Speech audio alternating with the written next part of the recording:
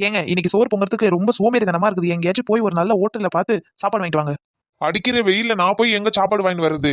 பேசாத எதனா லெமன் சாதம் புளி சாதம் எதனா கிண்டி போடு. ஆமா, உங்களுக்கு சோறு வடிச்சு வடிச்சு போட்டு உட்காந்து இருக்கிறேன். என்னைக்காச்சும் ஒரு நாளாச்சும் ரெஸ்ட் கொடுக்குறீங்களா? டெய்லியும் சோறாக்கு சோறாக்கு சோறாக்கு. இந்த சாரி எனக்கு எப்படி இருக்கு?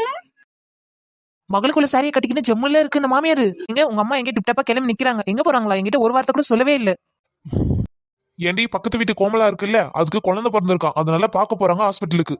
ஓஹோ, ஹாஸ்பிட்டலுக்கு போறதுக்கு இந்த புடவையா? ஒரு ஐடியா வந்துருச்சு.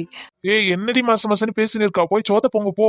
ஏங்க உங்களுக்கு சாப்பாடு தாங்க வேணும், எனக்கு வேலை பார்க்க கூடாது. உங்களுக்கு சாப்பாடு வேணும். இப்ப பாருங்க ஏமா, எங்க மாமியார் இருக்கலாமா, ரொம்ப நல்ல மாமியாருமா. இனிமேல் மாமியார் கிடைக்க நான் கொடுத்து வச்சிருக்கணும்.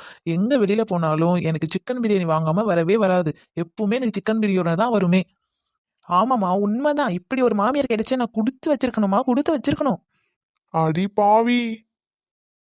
மர்மோலே என்னத்த நீங்க இங்க நின்னுட்டு தான் இருந்தீங்களா? நான் பார்க்கவே இல்ல. மர்மோலே, இன்னைக்கு நீ சாப்பாடு எதுவும் செய்ய வேண்டாம். நான் வரும்போது சிக்கன் பிரியாணி இல்ல மட்டன் பிரியாணி உனக்கு எதனா நான் வாங்கிட்டு வந்து தரேன். இன்னைக்கு எதுவும் சோறு கீரை எதுவும் பொங்காத. சரிங்க அத்தை, உங்க பேச்ச நான் தட்டுவேனா? சரிங்க அத்தே. போகும்போது எங்க போறீங்கன்னு கேட்க கூடாது, ஆனா வரும்போது எங்க இருந்து வரீங்கன்னு கேட்கலாம்ல அத்தே. அத்தே, பிரியாணி வாங்கி வரும்போது நல்லா லெக் பீஸா பார்த்து வாங்கி வாங்க. சூடு ஆறிட்டு போது சீக்கிரமா வாங்கி வந்து வந்துருங்க அத்தே.